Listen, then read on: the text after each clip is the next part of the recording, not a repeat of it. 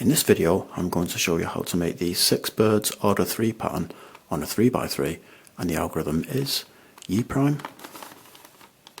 R prime, U,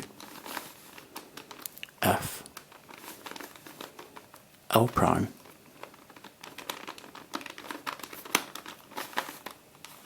D,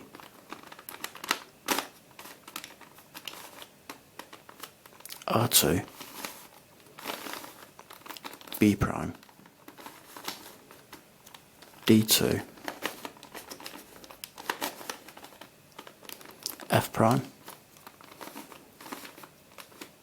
L prime, U, F2,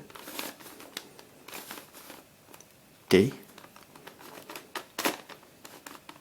R, F prime, and L.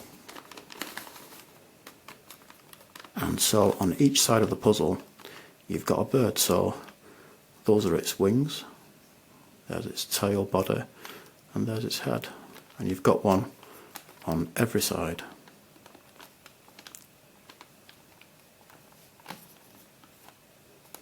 Thanks for watching.